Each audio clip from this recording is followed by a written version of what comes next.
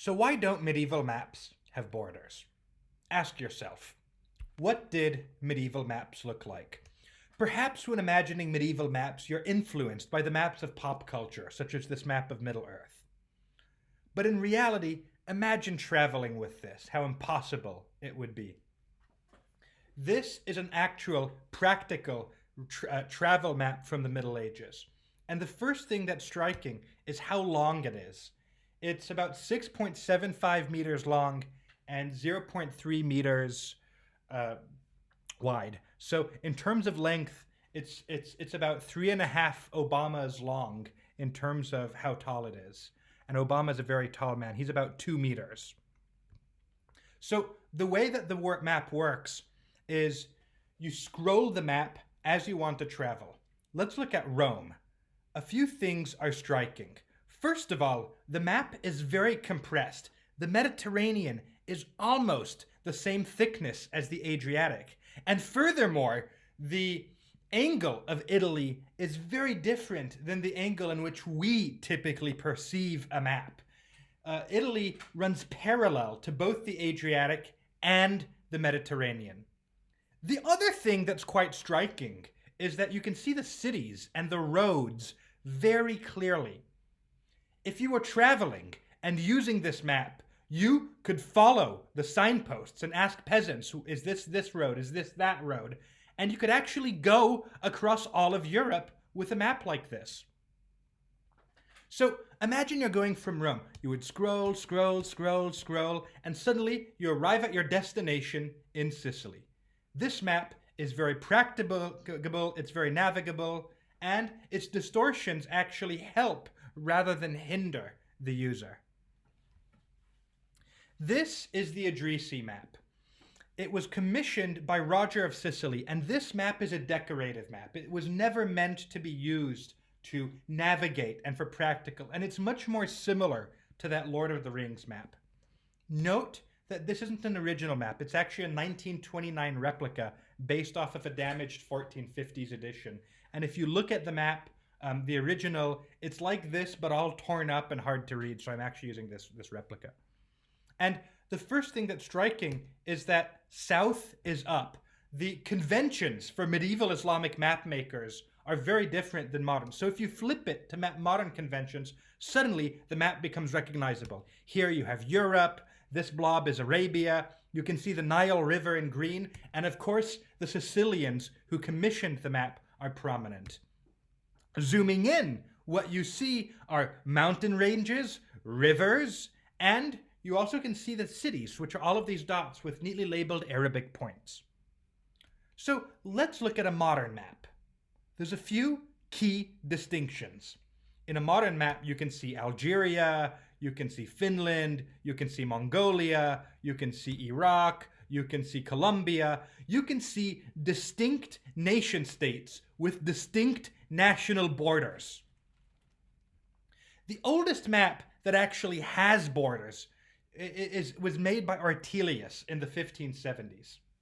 And in fact, this Ortelius map is quite recognizable.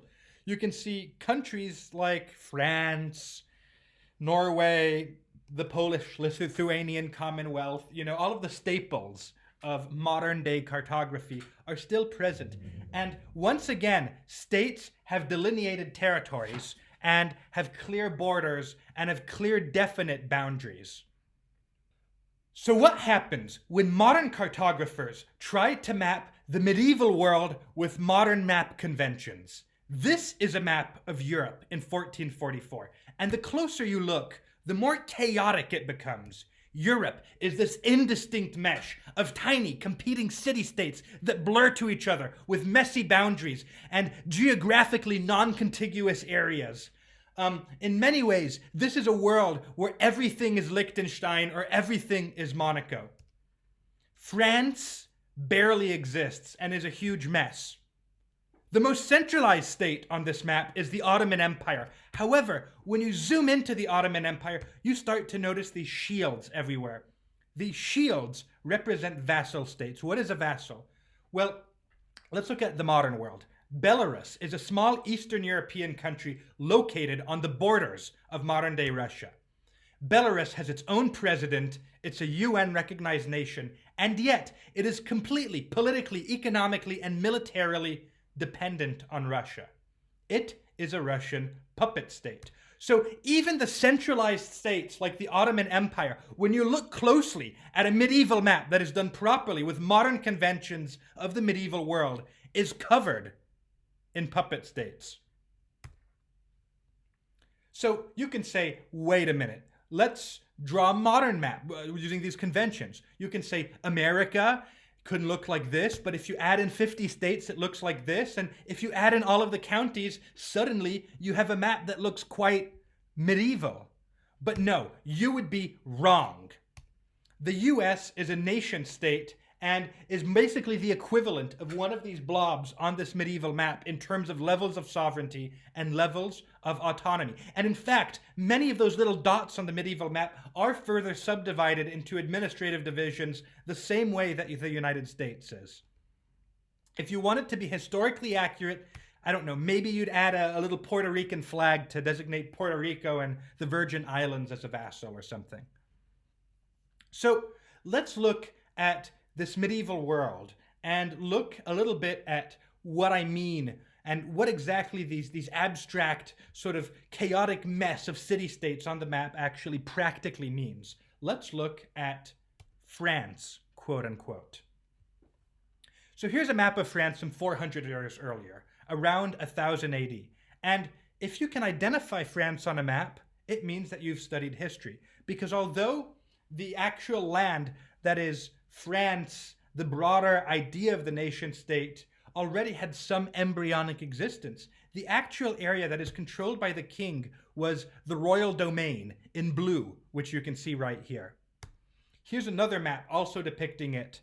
And once again, the royal domain are these little blue blobs in the center of France. So how exactly does the royal domain relate to the rest of France? So let's look at France, quote unquote, in 1200.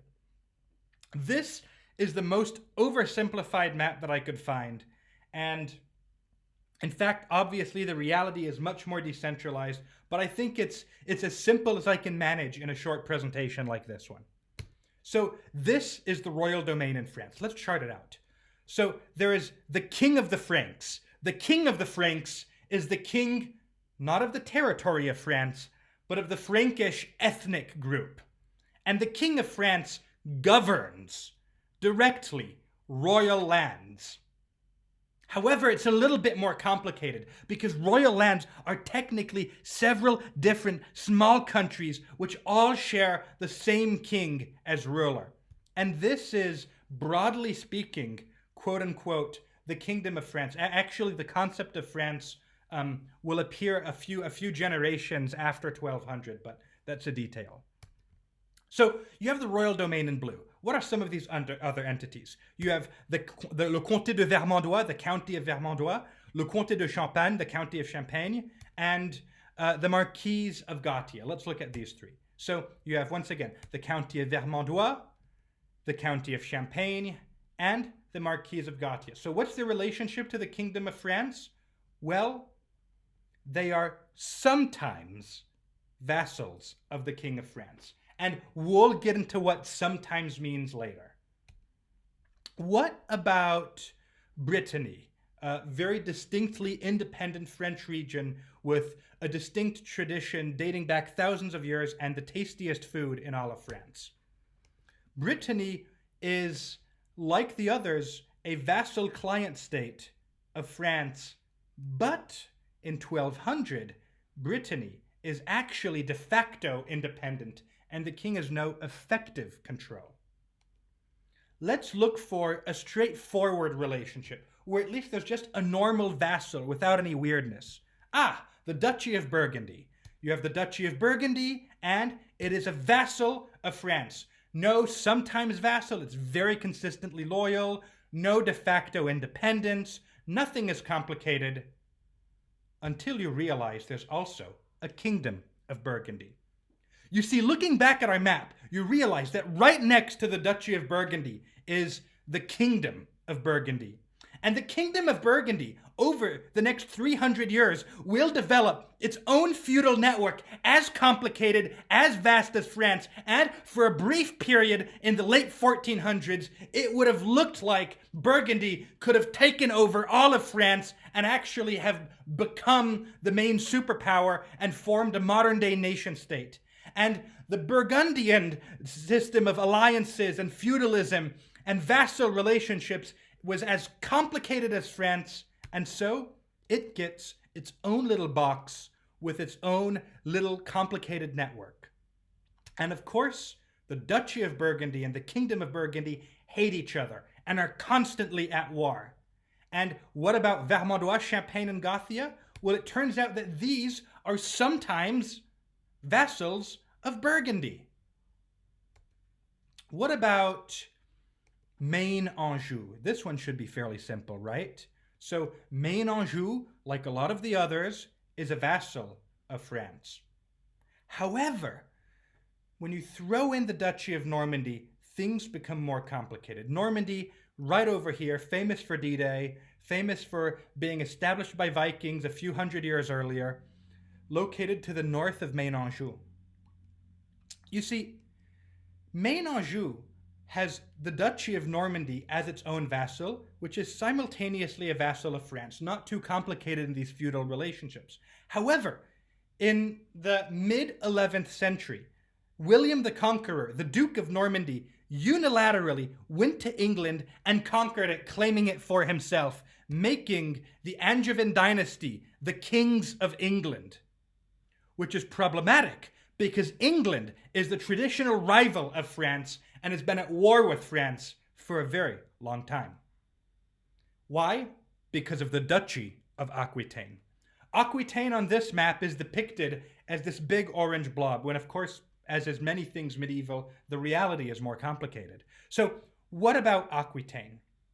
You see, Aquitaine was both a vassal, a personal vassal of the King of France, or the King of the Franks, and a vassal of England at the same time, and thus the source of significant conflict during a period of history now known as the Hundred Years' War, which would succeed this very shortly. Now, Aquitaine itself had a claim to be the Duke of Gascony. Gascony is this territory right below.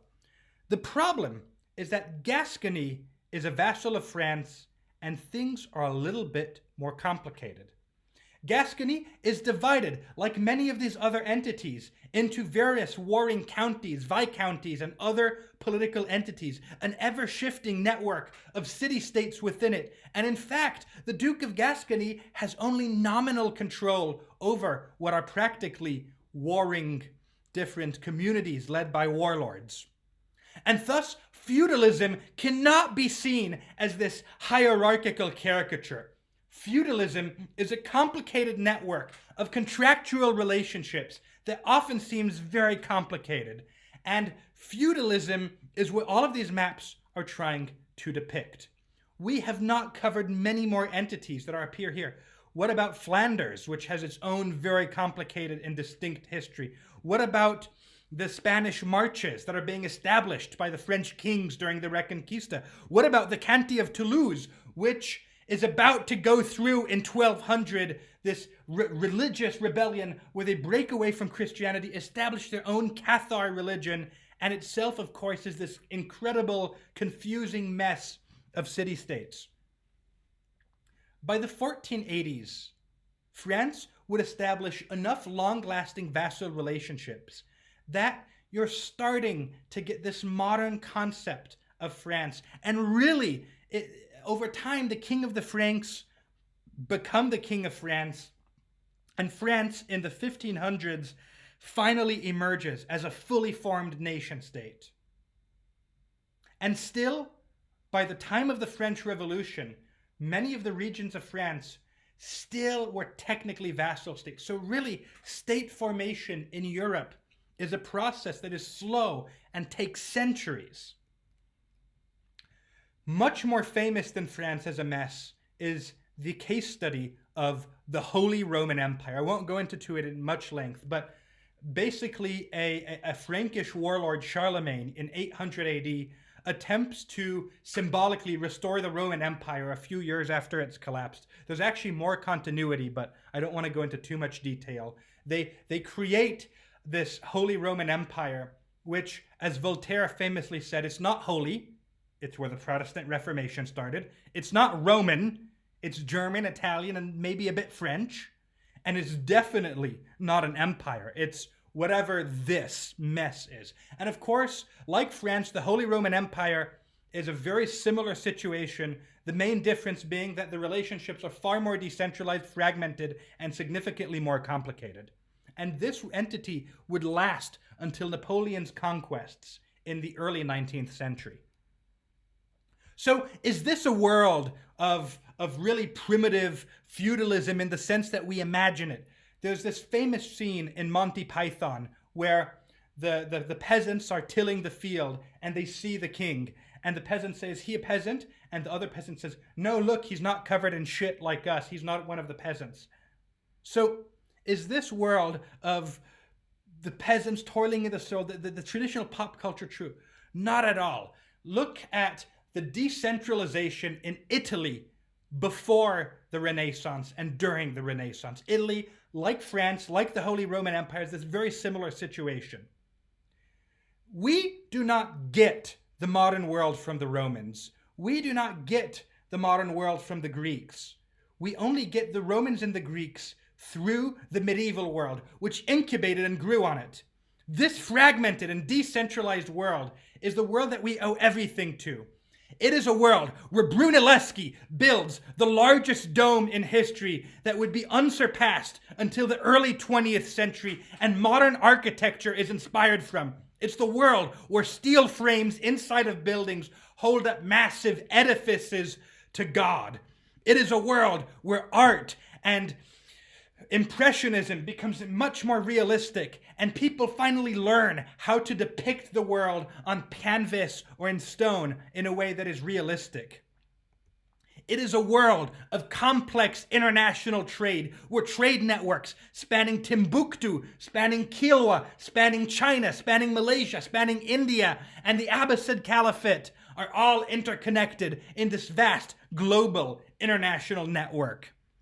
It is a world where military technology is being transformed and revolutionized, where only a few hundred years later, at the Battle of Lepanto, the Venetians built factories that would inspire Henry Ford, where they mass assemble fleets of warships armed with new gunpowder and fight on an industrial scale.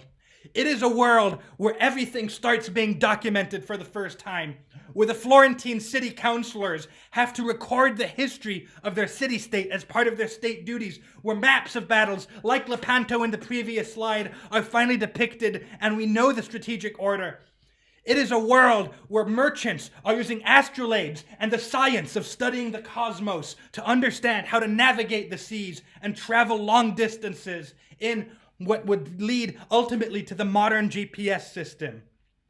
It is a world where engineers are starting to build clocks so that they can keep track of the time when the sun is not in the sky and no longer relying on sundials. It is a world where mathematics, where arithmetics, where geometry are formalized. It is a world where alchemists are starting to invent the scientific method and systematically experiment with chemistry. It is a world where mechanical devices for industrial applications are becoming more and more widespread.